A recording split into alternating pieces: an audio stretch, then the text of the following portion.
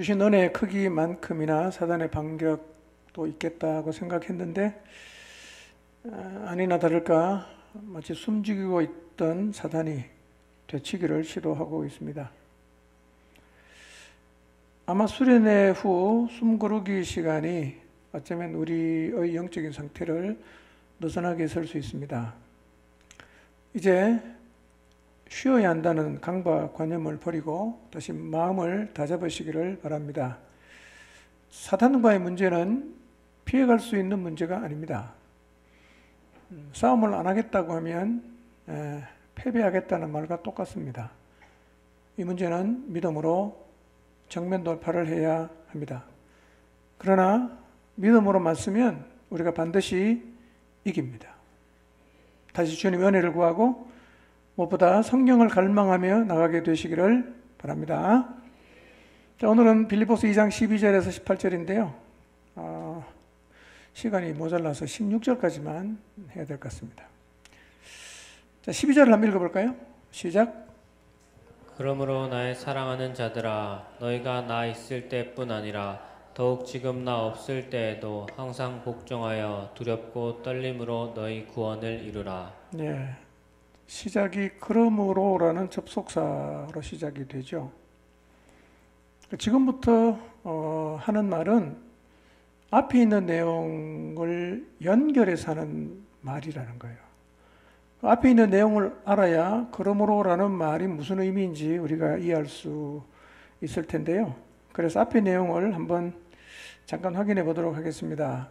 1장 마지막 27절부터 읽어보면 하늘나라 시민답게 사는 것에 대해서 얘기를 하고요. 그렇게 하려고 하면 한 마음을 가져야 되고 복음의 신앙을 위해서 협력해야 된다. 그 말씀을 했어요. 그리고 그렇게 할 수 있는 길이 예수님의 마음을 품는 것이다.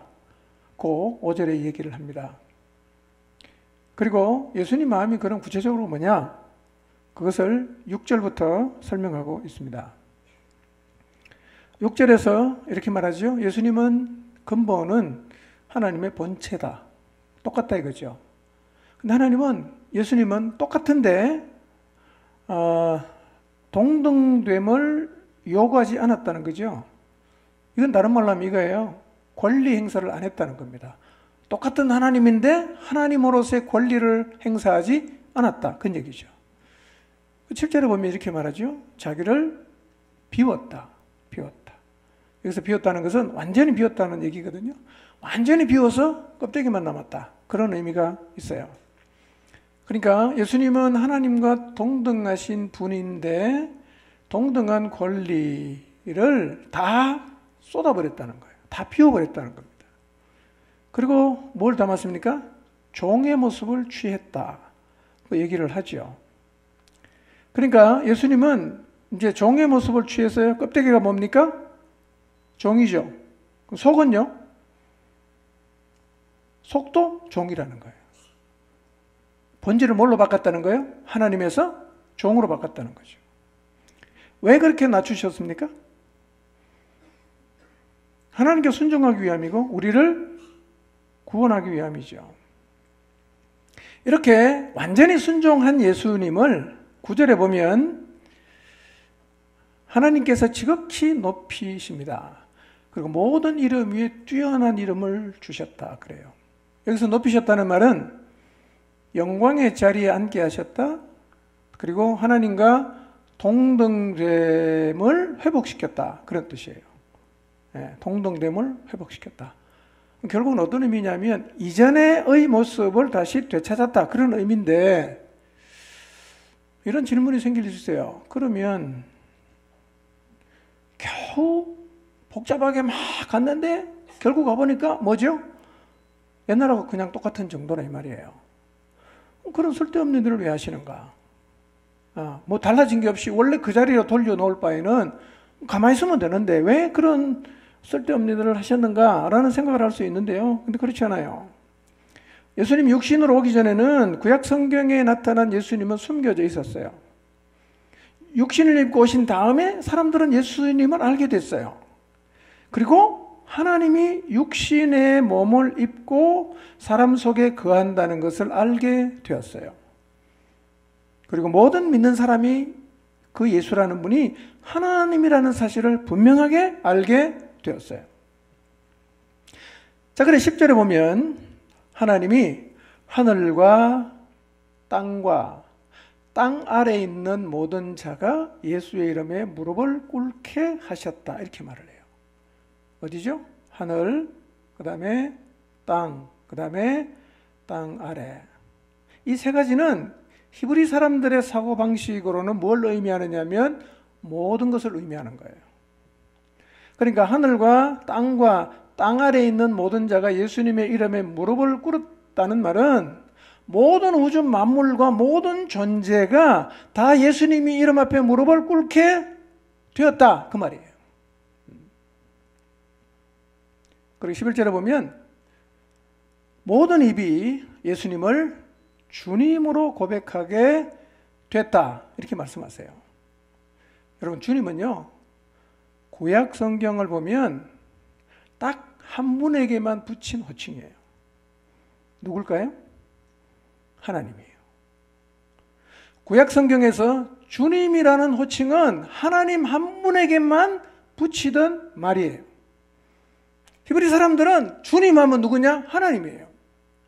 그런데 이제 그 호칭을 누구에게 붙입니까? 예수님에게 붙이는 거예요. 예수님을 사람들이 뭐라고 불러요? 주님이라고 불러요. 뭐라는 얘기입니까? 예수님이 하나님이라는 얘기죠. 그러니까 모든 존재가 이제는 육신을 입고 이 땅에 오셨다가 부활하시고 성천하신 예수님을 단순하게 하나님의 아들이 아니라 주, 곧 하나님으로 고백하게 하셨다는 거예요. 자, 예수님을 이렇게 예를 든 거예요. 하나님이신 분이 완전히 낮아져서 죽기까지 순종했을 때 하나님께서 어떻게 했습니까? 그를 높였어요. 어느 정도? 최고로 높은 자리에 올려주셨어요. 그처럼 우리도 이 땅에서 예수님처럼 죽기까지 종으로 서로 섬기고 살면 하나님은 우리도 마지막 날에 그렇게 높이시고 영광의 자리에 앉혀 주신다는 거예요. 그 12절 보세요. 그러므로 그렇게 되는 거예요. 예수님을 예로 들어서 그분이 죽기까지 복종하고 하나님께 완전히 순종했을 때 나타난 결과가 하나님이 모든 일 위에 뛰어나게 해 주셨으니까 그러므로 너희도 어떻게 살라는 거예요? 예수님처럼 순종함으로 구원을 이루는 삶을 살아라 라고 말하는 거예요. 뭘 이루고 살라고요? 구원을 이루고 살라는 거예요. 우리는요, 뭘 위해 살아야 되냐? 구원을 이루기 위해서 살아야 합니다. 어떻게 하면 그렇게 가능하죠? 예수님처럼 살면 돼요. 예수님처럼 살면 구원을 이루는 삶을 살게 되는데, 여러분 한번 생각해 보십시오. 그렇게 살아도 될 것 같아요?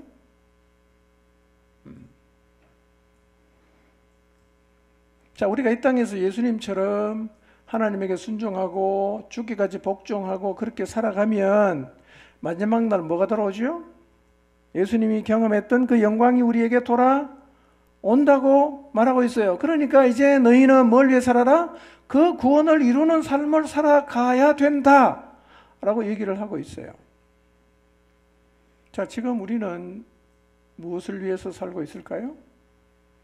이 구원을 이루기 위해 살고 있을까요? 아니면 세상을 붙잡기 위해서 살고 있을까요?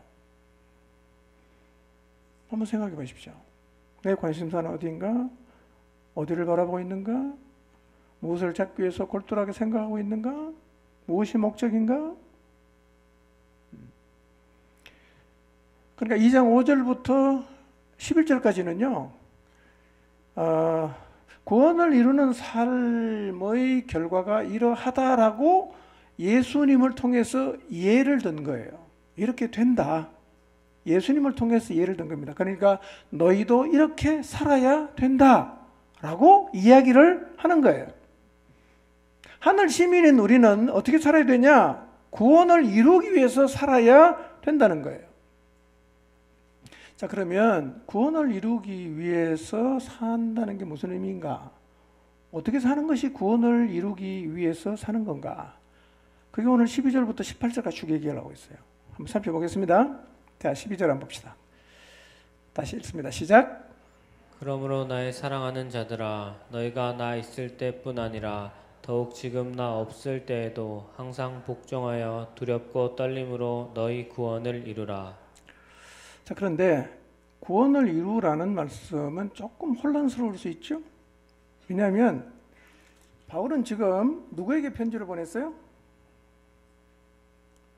1절에 보면 이렇게 말하죠. 빌립보에 사는 모든 성도에게 보내죠. 그럼 성도는 어떤 사람이 성도입니까? 구원받은 사람이 성도죠. 그 성도에게 편지를 보내면서 또 구원을 이루라고 말하는 것은 무슨 의미일까요? 그러니까 성경은요, 구원을 항상 세 가지 시제로 설명을 합니다. 첫째는 과거예요. 과거는 이루어진 구원을 말합니다. 둘째는 뭐냐면 현재예요. 이루어가는 구원을 말해요. 셋째는 미래입니다. 이루어갈 구원을 말을 해요. 이루어질 구원을 말합니다. 간단히 살펴보면 이거예요. 이루어진 구원이 뭐냐? 칭의죠. 의롭다함을 받은 것. 이게 칭의, 과거예요. 이건 과거일 수 있어요. 자, 여러분 여기서 예수님 믿은 사람은 다 구원을 받았죠. 어떤 의미에서? 의롭다 하심을 받은 거죠. 칭의를 다 받았다는 겁니다. 로마서 3장 24절 한번 볼까요? 시작. 그리스도 예수 안에 있는 속량으로 말미암아 하나님의 은혜로 값없이 의롭다 하심을 얻은 자 되었느니라. 값없이 의롭다 하심을 얻을 자가 아니라 얻은 자가 됐죠. 과거죠? 이거는 칭의를 입었다는 말은 무슨 뜻이냐면 거듭났다는 거예요. 다르게 표현하면 예수님을 믿었다, 그런 얘기예요. 자, 이 칭의를 얻는데 우리가 해야 될 역할이 뭐가 있죠? 믿음밖에 없어요. 어떤 것도 없습니다. 믿으면 돼요. 이게 우리의 전부입니다. 자, 근데 두 번째 구원이 뭐냐? 지금 이루는 구원이에요. 성화라 그래요. 성화. 점점 거룩하게 변해가는 것을 말하고 있어요. 여러분, 아이가 태어나면 가만히 있나요? 자랍니까? 계속 자라죠. 그처럼 구원받은 성도가 어린아이로 태어났지만 계속해서 자라가죠. 어디까지? 그리스도의 장성한 분량까지 계속 자라가는데 그 과정을 구원을 이룬다 이렇게 표현을 하고 성화라고도 표현을 해요. 베드로전서 2장 2절 한번 볼까요? 시작. 갓난아이들 같이 순전하고 신령한 젖을 사모하라. 이는 이로 말미암아 너희로 구원에 이르도록 자라게 하려 함이라. 네, 구원에 이르도록 자라게 하려 합니다. 이거 무슨 구원이죠? 성화로서의 구원입니다. 이루어가는 구원이란 말이에요. 그러니까 오늘 본문 빌립보서 2장 12절 구원을 이루라는 말도 사실 어디에 속합니까? 성화에 속하는 부분입니다. 이루어 가야 하는 거죠. 자, 세 번째 구원은 뭐냐? 이루어질 구원입니다. 영화라고 하죠. 영광스럽게 변화되는데, 자, 우리가 예수님을 믿음으로 칭의를 얻습니다. 그리고 성화의 과정을 쭉 거쳐가다가 주님이 오신다거나 아니면 우리가 이 세상을 떠나면 주님을 만나죠. 그때 우리가 변화된다는 거예요. 그게 뭐냐? 영화. 우리가 완전한 구원을 그때 우리가 경험하게 되는데요. 자, 고린도전서 15장 51절 52절 한번 봅시다. 시작. 보라, 내가 너희에게 비밀을 말하노니 우리가 다 잠잘 것이 아니요 마지막 나팔에 순식간에 호련히 다 변화되리니 나팔 소리가 나매 죽은 자들이 썩지 아니할 것으로 다시 살아나고 우리도 변화되리라. 제일이 뭐일 때? 마지막 나팔이 울려 퍼질 때 예수님 믿는 사람들 어떻게 된다고요? 변화돼요. 죽은 자들이 썩지 않을 몸으로 다시 살아나게 된다 그랬어요. 이게 영화로서의 구원인데 우리 모두는 마지막 날 이 자리에 다 서게 될 거예요. 자, 그럼 지금 빌립보서 2장에서 바울이 말하는 구원은 어디에 해당되죠? 성화의 과정에 해당이 되는 것입니다. 그래서 성화의 구원은 어떻게 해야 됩니까? 이루어 가야 되는 거예요. 여러분, 칭의의 구원, 과거 구원은요, 어떤 경우에도 잃지 않습니다. 근데 성화의 구원은 이룰 수도 있지만 잃어버릴 수도 있어요. 예, 이룰 수도 있지만 잃어버릴 수도 있습니다. 그러면 이 성화의 구원은 구체적으로 어떻게 이루어 가느냐? 자, 12절을 다시 한번 봅시다. 표준 세번역으로 한번 보겠습니다. 시작. 사랑하는 나의 형제들이여, 여러분이 항상 순종해 왔듯이 내가 여러분과 함께 있을 때뿐만 아니라 내가 없을 때에도 더욱더 순종함으로써 두렵고 떨리는 마음으로 자신의 구원을 계속 이루어 가도록 하십시오. 네. 여러분, 성화의 구원을 이루어 간다는 말의 첫 번째 의미는 뭐냐면, 누가 보든 안 보든 항상 순종하는 거예요. 보든 안 보든 항상 순종하는 거예요. 12절을 다시 잘 보시면, 제가 일부러 표준 세번역으로 여러분에게 보여드렸는데요. 12절을 보시면 여러분이 항상 순종해 왔듯이, 그렇게 말하죠. 지금 빌립보 교회 성도들이 순종하고 있어요, 안 하고 있어요? 하고 있다는 거예요. 바울이 지금 뭘 더 얘기하는 겁니까? 내가 있을 때나 없을 때나 상관없이 계속 순종해라, 항상 순종해라, 이렇게 말을 하고 있어요. 이 말은 빌립보서 1장 27절에서 바울이 말하죠. 가보나 떠나 있으나, 같은 말이에요. 가보나 떠나 있으나, 내가 있을 때나 없을 때나 똑같은 말이죠. 강조하고 있습니다. 그러니까 여러분, 구원을 이루는 삶이 뭐냐면, 지도자가 있든 없든, 보는 사람이 있든 없든 뭐 해야 되죠? 항상 순종하는 거예요. 누구 앞에 있으니까? 하나님 앞에 있으니까. 보면 하고 안 보면 안 하고. 이거는 구원을 이루는 삶이 아니죠. 근데 우리가 이런 부분에 좀 연약한 모습이 다 있죠. 다른 사람 보면 막 하다가 가면 막 안 해요. 아예 노골적으로 그렇게 하는 사람도 있지만, 보면 아주 열심히 하다가 안 보면 덜 열심히 하는 사람도 있고, 보면 진짜 열심히 하다가 안 보면 아예 안 하는 사람도 있어요. 여러분, 누군가가 보면 하는 척하고, 보면 거룩하고, 보면 기도하는 척하고, 보면 헌금하는 척하고, 보면 선한 척하고, 이거는 거짓 경건인데,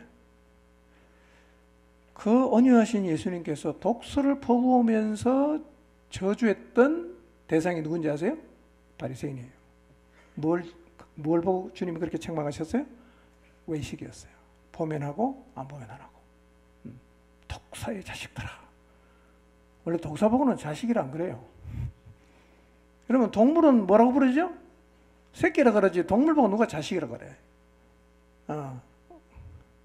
상대를 욕할 때 존경해서 엑서 자식 이렇게 표현하는데요. 원래 동물은 자식이라 안 그래요. 새끼라 그럽니다. 그만큼 신랄하게 책망하셨어요. 뭐를? 보면 하고 안 보면 안 하는 것에 대해서. 여러분, 구원을 이루는 삶이 뭐냐면, 사람이 보든 안 보든 항상 하나님께 순종하는 거예요. 포인트가 여기 있어요. 보든 안 보든, 그 다음에 항상이에요. 이 말씀을 마음에 담아두시기를 바랍니다. 여러분, 제가 보든 안 보든, 여러분의 목자가 보든 안 보든 항상 순종하시기를 바랍니다. 저도 여러분이 보든 안 보든 항상 하나님께 순종할 겁니다. 하나님을 의식하며 사시기를 바랍니다. 자, 두 번째, 성화의 구원을 어떻게 이루냐? 12절을 보니까 이렇게 얘기하죠. 두렵고 떨림으로 너희 구원을 이루라, 이렇게 말을 해요. 두렵고 떨림으로 너희 구원을 이루라. 자, 그러면 두렵고 떨림으로 구원을 이룬다는 말의 의미가 뭘까요? 하나님을 그냥 너무 무서워서, 오늘 예배 안 나오면 가다가 교통사고 날 것 같고, 수련 안 오면 회사에서 불이익을 당할 것 같고, 이렇게 노심초사 두려움에 사로잡혀서 순종하라는 말일까요? 그런 말이 아니에요. 두렵고 떨림으로 하라는 말은 너무너무 하나님 무서워갖고 하나님 말 안 들으면 계속 하나님 나를 징계하고 혼내고 막 내치고 이런 것에 대한 두려움에 사로잡혀서 순종하라는 말이 아니에요. 이 말은 이런 뜻이에요. 아들이 아버지를 존경하고 사랑해서 그 아버지의 뜻을 거스르지 않으려고 조심하고 노력한 태도. 이게 두렵고 떨림이라는 말의 의미입니다. 자녀가 아버지, 어머니 말씀을 듣지 않았을 때 드디어 호적에서 나를 파시겠구나. 이거를 두려워하는 게 아니라는 거예요. 우리 어머니, 아버지는 절대로 나를 버리지 않는다. 이 분명한 확신이 있지만 그러나 아버지와 나와의 사랑의 관계를 고심하는 마음, 그게 두렵고 떨림으로 하라는 말의 진짜 의미예요. 여러분, 하나님 여러분 호정에서 안 팝니다. 걱정하지 마십시오. 그거 두려워서 순종하는 게 아니에요. 내가 그분을 사랑하는데, 내가 그분의 사랑을 입었는데 어떻게 하면 내가 주님을 좀 더 기쁘시게 할까? 이 마음이 두렵고 떨림으로 한다는 말의 진짜 의미란 말이에요. 여러분, 두렵고 떨림으로 순종하시기 바랍니다. 또 두렵고 떨린다는 말은 이런 의미도 있어요. 내 안에 계시는 그분을 의식한다, 그런 뜻이에요. 내 안에 계시는 그분을 의식한다. 자, 내 안에 누가 계시죠? 예수님이 계시죠? 자, 예를 들어서 주차장에서 차를 빼다가 접촉사고를 났어요. 돌아보니까 아무도 없어. 돌아보니까 CCTV도 없어. 주의 은혜다. 그리고 그냥 가면 돼요? 그 누굴 의식 안 하는 거죠? 하나님 의식 안 하는 거죠. 근데 하나님 의식하니까 아무도 본 사람이 없지만 그 차에 가서 앞에 있는 전화번호로 전화하는 거예요. 내가 차를 후진하다가 접촉사고 났습니다. 제 전화번호 여기 남기겠습니다. 연락 주십시오. 왜 이렇게 합니까? 하나님 의식하니까 그런 거죠. 하나님 의식하니까. 두렵고 떨림으로 구원을 이룬다는 게 그런 거예요. 자, 그러면 이런 마음으로 구원을 이루어 가야 되는데 구원을 이룬다는 게 어떤 의미인가? 이게 원어적 의미는 이거예요. 광산에서 취할 수 있는 것은 다 캐낸다, 이런 뜻이에요. 구원을 이룬다는 말은 광산에서 캐낼 수 있는 모든 광물을 다 캐낸다라는 의미가 있어요. 여러분, 실제로 똑같은 광산을 갖고 있어도 부지런히 개발하고 노력을 해서 그 광산에서 소중한 광물을 다 캐내는 사람이 있는가 하면 깨알로 터져갖고 아무것도 노력을 안 해서 그냥 석탄만 조금 이렇게 캐내고 끝내는 사람이 있을 수가 있어요. 신앙생활도 그렇게 대조가 되죠. 똑같이 예수님이 있는데요, 어떤 사람은 하늘의 능력과 기적을 경험합니다. 기쁨이 있고 열정이 있어요. 정말 최대치의 삶을 사는 거예요. 근데 어떤 사람은 간신히 교회만 출석하고 너무나 영적으로 무기력하고 하늘의 능력과 기쁨은 전혀 알지 못하는 최소치의 삶을 살아가기도 해요. 문화 비유에서 한 문화 받아서 10문화 남기는 사람이 있고 한 문화 가지고 와서 한 문화만 간신히 들고 나오는 사람이 있는 것처럼 그럴 수 있다는 거죠. 그럼 똑같이 신앙생활을 하는데 왜 어떤 사람은 최대치의 능력을 경험하고 어떤 사람은 최소치만 누리며 살아가게 되는 걸까요? 무슨 차이입니까? 왜 내 옆에 있는 사람은 늘 기쁨이 넘치고 감사하고 열정을 가지고 주님을 따라하는데 나는 뭐 그런 마음이 하나도 없어요. 감사도 없고 기쁨도 없고 늘 불평스럽고 불만만 내 안에 내 마음속에 가득하다. 무슨 차이냐 이거예요. 그게 신앙 자세에 달려있는 거예요. 구원을 이루겠다는 마음이 없어서 그렇단 말이에요.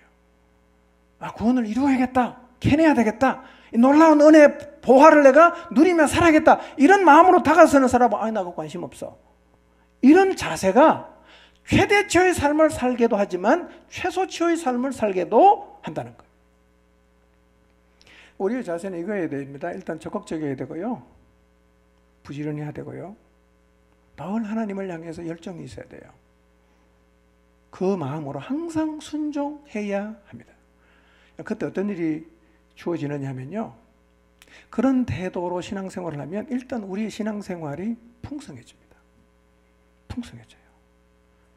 그 성경에서 말하는 의미가 뭔지를 내가 이해를 해요. 기뻐라는 말의 의미도 이해하고 감사라는 말의 의미도 이해가 돼. 풍성해진단 말이에요. 그런데 조금 파다가 힘들다고 안 파거나 아예 그냥 개발하지 않고 덮어놓고 살면 신앙생활이 굉장히 빈곤해집니다. 빈곤해져요. 여러분, 깊은 기도를 하는 사람이 있거든요. 여러분, 깊은 기도 그냥 가서 기도한다고 깊은 기도 되는 거 아니에요. 1시간, 2시간 깊이 있게 기도하는 사람 그냥 그 자리에 간 게 아니에요. 과정이 쫙 있습니다. 나는 끝까지 기도의 깊은 자리에 들어가고 싶다. 이런 열망을 가지고 계속 하다가 보면 진짜 깊이 있게 기도하는 자리에 들어가요. 어떤 사람은 성경 읽다가 울어요. 어떤 사람은 성경 읽다가 너무 재미없어 덮어버립니다. 무슨 차이입니까? 여러분, 말씀을 읽다가 감동받고 말씀을 읽다가 힘을 얻고 말씀을 읽다가 눈물을 흘릴 때까지 읽는 게 성경 그냥 펼쳐놓고 읽자마자 되는 게 아니란 말이에요. 광산에서 광물을 캐내듯이 끊임없이 가다가 보니까 그 자리에 서게 되는 거거든요. 여러분, 그런 신앙의 자세를 갖게 되기를 바랍니다. 깊이 기도할 때까지 끊임없이 나가는 거죠.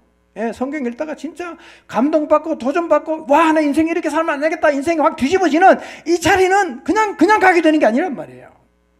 계속 해보십시오. 계속 어느 날 이 자리에 서게 되는 거예요. 여러분, 영혼을 양육하여 세우는 것도 똑같습니다. 사람 세우는 게 쉽지 않아요. 사람을 품는 것도 똑같습니다. 사람이 쉽게 품어집니까? 아마 지금도 여러분 목장에서 사람이 안 품어져서 힘든 분이 계실 거예요. 쟤는 진짜 힘들다. 쟤랑 같이 있는 거나 진짜 너무너무 힘들다. 이런 분 계실 거예요. 누구나 다 똑같아요. 어떻게 하면 되죠? 그냥 들고 주님께 나갔어요. 하나님, 저 사람 나 진짜 품기가 어렵습니다. 같이 있으면 너무너무 힘듭니다. 주님께 말씀하세요. 하나님, 그렇지만 내가 저 영혼을 품는 자리에 나가고 싶습니다. 그렇게 주님 앞에 기도하고 실험해 보세요. 어느 순간 품어지는 거예요. 왜 못 나가느냐? 노력을 안 하는 거죠. 끊임없이 나가야 됩니다. 끊임없이 나가서 기도하는 거죠. 그때 우리의 신앙이 풍성해진단 말이에요. 그게 구원을 이루어가는 삶의 의미란 말이에요. 저는 여러분 모두가 구원을 이루어가는 삶의 자리에 서게 되시기를 바랍니다. 부지런히 순종해 보세요. 어떤 일이 벌어지냐? 부지런히 우리가 순종하며 나갈 때 우리에게 주어지는 덤으로 주어지는 게 있는데 그게 뭐냐면 하나가 되는 거예요. 하나가 되는 거. 여러분, 공동체 진정한 하나됨은 노력으로 되는 것 아니에요. 노력이 필요 없다는 얘기는 아닌데요. 각 사람이 순종할 때 가능해집니다. 각 사람이 항상 순종하면 가능해져요. 여러분, 우리가 오해하는 거는요, 우리가 침묵하고 자제하고 심호흡하고 화장실 나갔다가 마음 추스리고 들어오고 그렇게 해야 우리는 하나가 된다고 생각하는데요. 여러분, 그렇게 하면 고날은 될 수 있어요. 고날은. 그 다음 날 안 됩니다. 해보세요. 여러분, 하나 되면요, 옆 사람을 의식하는 게 아니라 하나님을 의식해 보세요. 하나님. 예수님이 하나님에게 순종했던 것처럼 하나님을 의식하고 하나님께 순종하면 어느 순간 생각이 같아져요. 뜻이 같아져요. 마음이 합해져요. 하나가 됩니다. 그리고 여러분, 우리 하나님께 순종할 때 주어지는 또 다른 축복이 있습니다. 그게 뭐냐면 질서가 잡힙니다. 여러분, 삶에 질서가 없습니까? 낮과 밤이 바뀌거나 주어진 시간 맨날 게임한다고 시간 다 보내거나 엉뚱한 데 다 시간을 보내서 여러분의 삶의 질서가 도무지 없습니까? 네, 그런 분에게 제가 말씀드립니다. 하나님께 항상 순종해 보세요. 질서가 잡혀요. 내 삶의 질서가 잡혀요. 우리 가정의 질서가 잡힙니다. 목장의 질서가 잡힙니다. 공동체 질서가 잡혀요. 여러분, 예수님 하나님과 동등이잖아. 그럼 순종했잖아. 어떻게 됩니까? 삼위 하나님 간의 질서가 딱 잡히잖아요. 순종할 때 잡히는 거예요. 가정의 질서가 무너졌습니까? 성경으로 돌아와서 가정의 원형 되신 말씀에 순종해 보십시오. 질서가 회복돼요. 목장 질서 회복됩니다. 교회 공동체 질서가 회복이 돼요. 만약에 여러분의 삶의 질서가 무너졌다면 다시 하나님께 순종하는 자리로 나가시기를 바랍니다. 왜 질서가 파괴되냐? 순종 안 하니까 파괴되는 거예요. 광산에 광물을 캐듯이 열정을 가지고 여러분의 구원을 이루어 나가시기 바랍니다. 자, 그런데 12절을 보시면 복종하여 두렵고 떨림으로 너희 구원을 이루라 이렇게 말씀을 하시는데 누가 주체죠? 12절을 보니까 누가 복종합니까? 내가 복종하지요. 누가 항상 순종합니까? 내가 하지요. 누가 두렵고 떨리는 마음을 갖습니까? 내가 갖지요. 누가 구원을 이룹니까? 다 내가 하잖아. 내가 하잖아. 그 12절 말씀 보면 이 모든 구원을 이루어가는 주체가 나로 이렇게 보이죠. 자, 그러면 실제로 우리가 이 땅에 사는 동안 구원을 이루어 갈 때 주체가 누굴까요? 하나님일까요? 날까요? 하나님의 주권이 클까요? 인간의 책임이 클까요? 어느 게 더 클까요? 이걸 구분하고 설명하는 일은 간단치 않습니다. 왜냐하면 주권을 강조하면 책임이 약화가 돼요. 책임을 강조하면 주권이 약화될 수가 있어요. 그래서 하나님의 주권을 막 강조를 하면 하나님이 다 알아서 할 건데 내가 뭘 할 게 뭐가 있어? 나 그냥 편안히 쉴란다. 이렇게 말할 수 있어요. 근데 또 인간의 책임을 너무 강조하면 어차피 내가 다 해야 되는데 하나님의 섭리, 주권 무슨 소용이 있냐? 라고 생각해서 자기 힘으로만 하려고 할 수 있어요. 근데 살아보면 이 하나님의 주권과 인간의 책임이 좀 애매하기도 하고 충돌되는 것처럼 보이기도 해요. 사실은 이 두 가지가 굉장히 놀랍게 조화가 됩니다. 우리가 어느 정도까지 움직여야 됩니까? 어디까지 움직이고 나머지는 하나님께 일하시게 드려야 되죠? 하나님은 어디까지 하시고 그 다음부터 나보고 하라고 말씀하시죠? 이게 사실은 쉽지 않아요. 여러분 기억하셔야 될 건요. 하나님의 주권과 인간의 책임은 50대 50이 아니에요. 50대 50이라는 말은 뭐냐면 내가 50% 하고 하나님이 50% 한다. 라고 하면 이것은 틀린 말입니다. 하나님의 주권과 인간의 책임은 100대 100이에요. 100대 100. 무슨 얘기인가? 100% 하나님이 주관하세요. 근데 100% 우리에게 책임이 있어요. 누구에게 떠넘길 수 없습니다. 하나님의 주권 100%, 인간의 책임 100%입니다. 아멘입니까? 그러니까 내가 어디까지 해야 되지? 여기까지 하면 그 다음에 이제 하나님이 하시는 거나 그렇게 할 필요가 없고요. 우리는 우리의 책임을 100% 해야 돼요. 하나님은 하나님의 주권을 100% 우리의 삶 가운데서 이루시는 거예요. 자, 이게 이제 12절, 13절에 설명이 되는데요. 그러니까 우리가 하는 것 같지만 사실은 하나님이 하고 하나님이 하시는 것 같지만 사실은 누가 해야 돼요? 내가 해야 돼요. 예, 이 굉장히 조화가 되는데요. 자, 12절에서는 인간의 책임을 많이 강조했어요. 항상 순종해라. 두렵고 떨림으로 너희 구원을 이루라. 다 이건 우리가 해야 될 책임에 관한 말씀들인데요. 13절은 뭐라고 얘기하는가? 한번 읽어봅시다. 시작. 너희 안에서 행하시는 이는 하나님이시니 자기의 기쁘신 뜻을 위하여 너희에게 소원을 두고 행하게 하시나니. 자, 구원을 이루기 위해서는 세 번째 어떻게 하면 되느냐면 성령이 주시는 소원을 품고 성령이 주시는 힘으로 행해야 되는데 13절은 보면 전부 다 하나님이 하시는 거예요. 13절은 이렇게 말하죠. 너희 안에서 행하시는 이가 누굽니까? 하나님이죠. 예, 하나님이면 성령으로 이해하시면 됩니다. 우리 안에서 행하시는 분은 성령 하나님이야. 이분이 어떻게 일하시죠? 자기의 기쁘신 뜻을 우리의 마음속에 뭘로 줍니까? 소원으로 주는 거예요. 전도가 소원이야. 깊은 기도가 소원이야. 영혼을 세우는 게 소원이야. 이 누가 주는 거죠? 그러니까 이 성령이 주시는 소원은 하나같이 뭐냐면 하나님이 기뻐하는 거예요. 이걸 누가 준다고요? 성령이 주시는 거예요. 여러분 구원을 이루는 삶의 출발이 뭐냐면 성령께서 우리에게 소원을 주시는 겁니다. 근데 뒤에 가서 설명하겠지만 한 가지 더 있어요. 소원만 주는 게 아니라 소원대로 살 수 있는 힘도 줘요. 이제 우리는 뭐하죠? 순종하는 거예요. 하나님 몇 프로? 100%. 우리도 100%예요.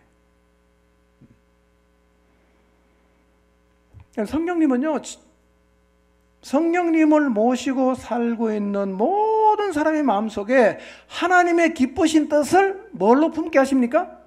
소원으로 품게 하시는 거예요. 여기서 말하는 소원은 그냥 좋은 직장 들어가고 그다음에 부자 되고 성공하고 이거 아니에요. 분명하게 적어놨어요. 무슨 뜻? 하나님의 기쁘신 뜻을 소원하게 하는 거예요.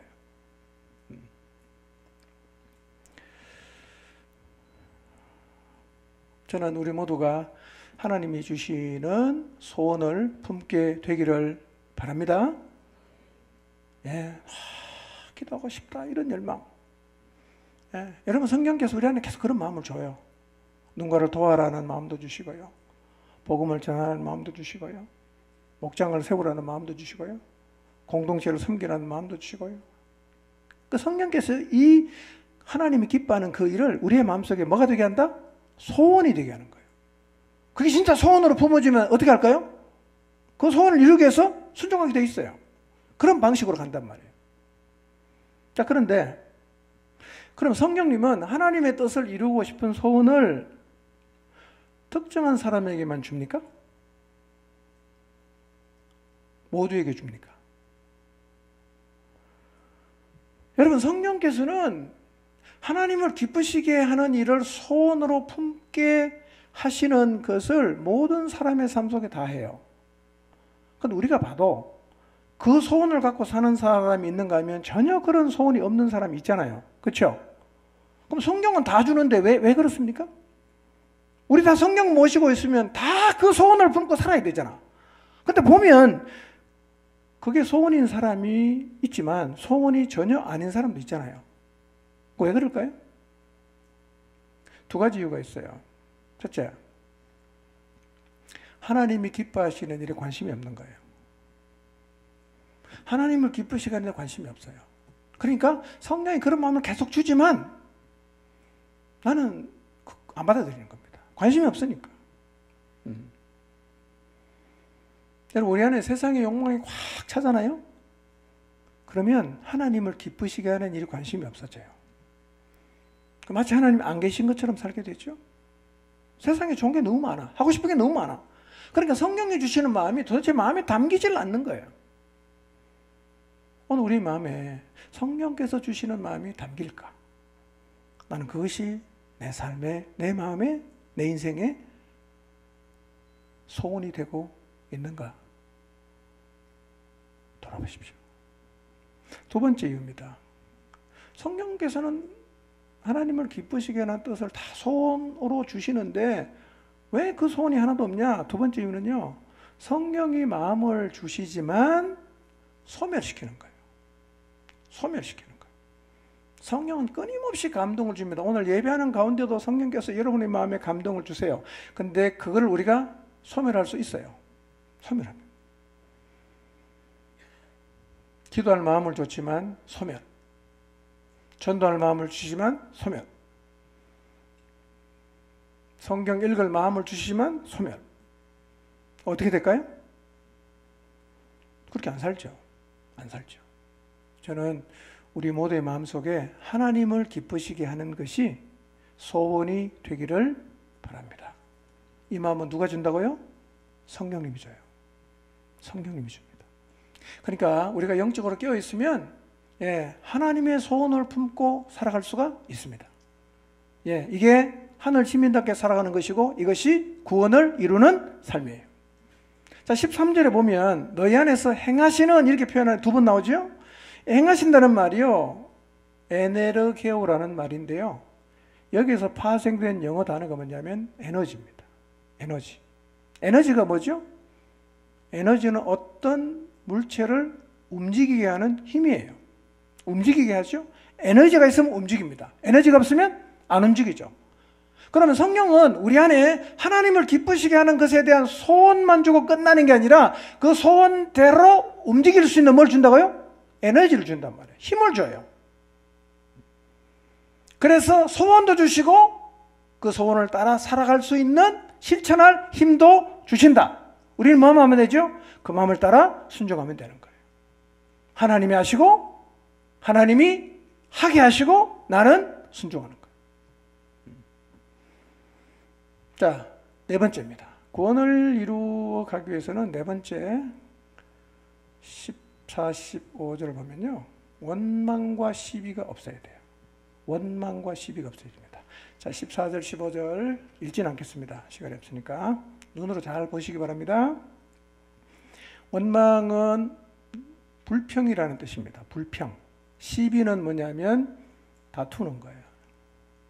이 다 뭐냐? 말이에요. 원망과 시비는 다 말이에요. 입 밖으로 나오는 말입니다. 불평은 뭐 안 보는 데서 수근수근 거리는 것도 불평이고요. 또 험담하는 것, 또 어떤 문제에 대해서 불평하고 비난하는 것.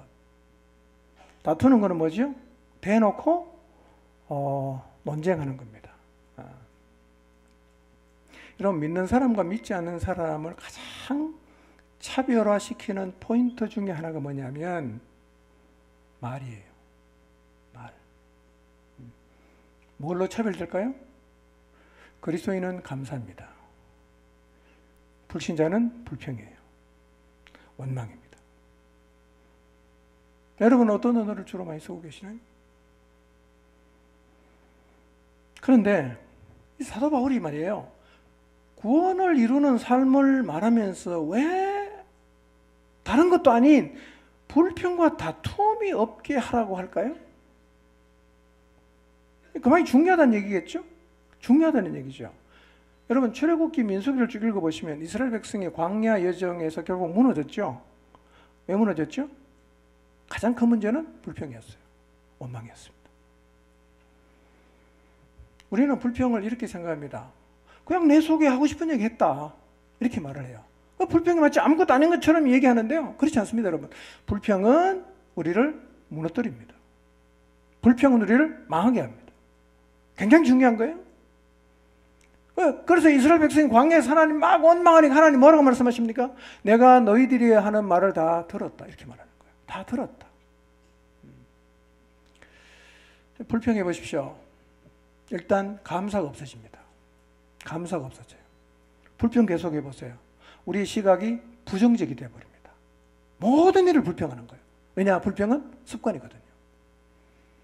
불평은요, 좋은 환경에서도 불평합니다. 나쁜 데도 물론 하지요. 습관이기 때문에. 불평의 가장 큰 문제가 뭔지 아세요? 하나님의 때까지 못 견딥니다.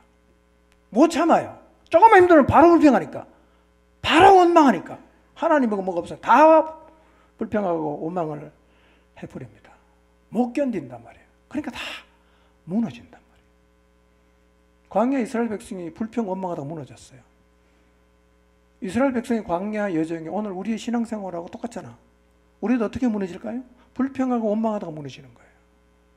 그러니까 구원을 이루는 삶에서 꼭 너희가 기억해야 될 것은 불평하지 마라 이거예요. 시비 걸지 마라 이거예요. 그래서 하늘의 언어는 감사 찬양이고 마귀의 언어는 불평과 다툼이에요. 그래서 불평과 원망의 말을 꺼내는 거는요, 마귀를 나한테 초대하는 거예요. 나랑 같이 놀자 이렇게 마귀를 불러들이는 거하고 똑같습니다. 이런 목장에서 누군가 불평하고 원망하고 시위해 보세요. 그 누가 옵니까? 사탄이 옵니다. 그때 오는 거나 원래 와 있었죠. 우리가 판 펴주는 거죠. 그리고 일단요, 불평과 시비는 입 밖으로 나가면 통제가 안 됩니다. 안 나가야 됩니다, 이거. 기억하시기 바랍니다. 불평과 시비는 나가야 된다, 안 나가야 된다? 안 나가야 됩니다. 하지 마십시오. 하면 그 나를 죽이는 거예요. 예. 여러분, 불평과 원망의 언어를 사용하고 있지 않는지 한번 잘 생각해 보시기를 바랍니다. 어떤 사람은 교회를 정말 사랑하고 영혼을 사랑하는데요, 희한하게 입만 열면 불평을 해요. 그렇게 불평이 많아. 여러분, 우리가 구원을 이루는 삶을 살려고 하면 불평하지 않아야 됩니다. 시비 걸지 않아야 돼요. 여러분, 불평합니까? 하십니까? 하루에 몇 번 정도 하시는 것 같아요? 마치 눈 뜨자마자 불평하는 사람 있죠? 아침에 잘 자고 일어나서 에이씨 왜 그리 코를 고는 거야? 눈 뜨자마자 에이 날씨는 왜 이렇게 더운 거야? 입만 열면 투덜거리고 불평하는 거죠. 여러분 일어나서 하나님 감사합니다. 잠 잘 자게 해주셔서 감사합니다. 잠자리 들 때 하나님 오늘 하루 잘 지나고 이렇게 편안하게 잠들 수 있게 해주셔서 감사합니다. 이렇게 말할 수 있죠. 근데 침대에 들어누워 잠을 청하면서 에이 신경 끌라고 되는 일이 없어.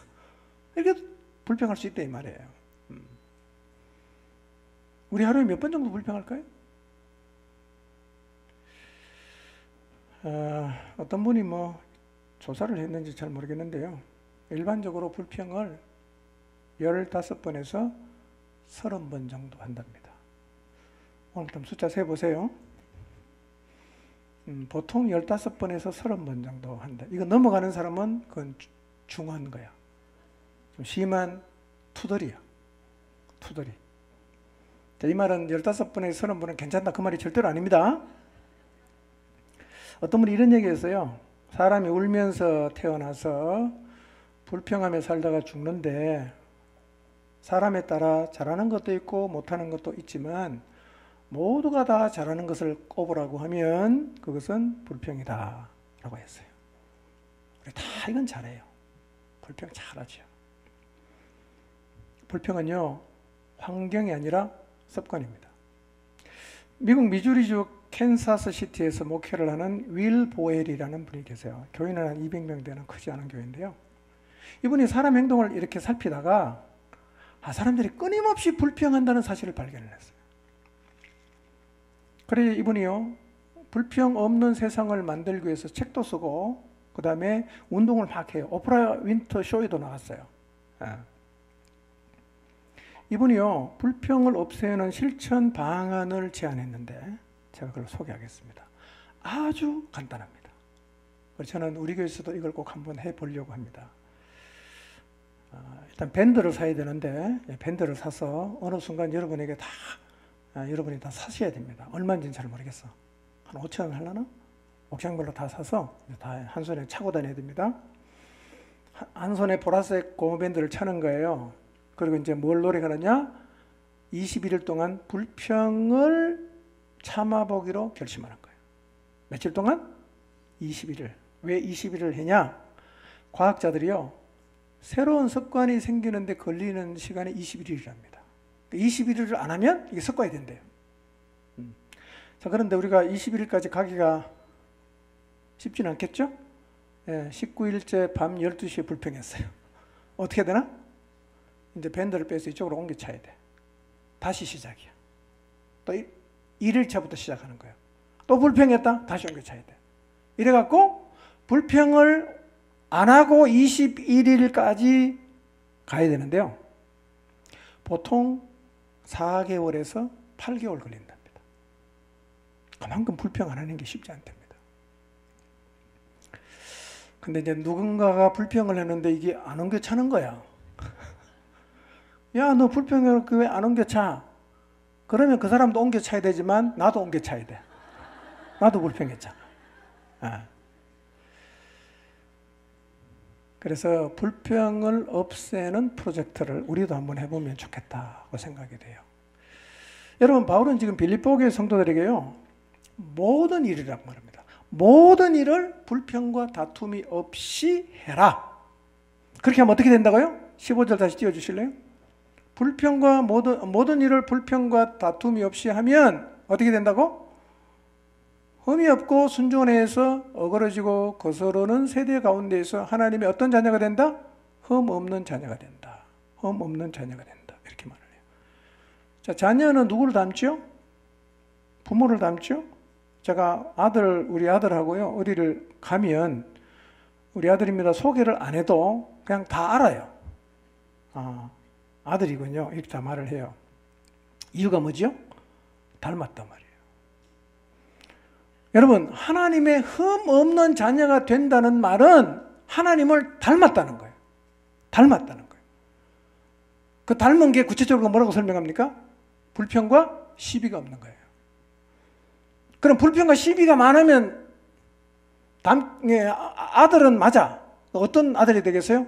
흠 있는 아들이 되는 겁니다. 여러분 모두가 흠 없는 자녀가 되시기를 바랍니다. 예. 자, 이제 마지막 16절입니다. 읽어봅니다. 시작. 생명의 말씀을 굳게 잡으십시오. 그리하면 내가 다름질한 것과 수고한 것이 헛되지 아니하여서 그리스도의 날에 내가 자랑할 수 있을 것입니다. 자, 구원을 이루기 위해서 마지막입니다. 다섯 번째는 뭘 해야 되냐면 생명의 말씀을 굳게 잡아야 합니다. 생명의 말씀을 굳게 잡아야 합니다. 여러분, 구원을 이루는 삶이 이거예요.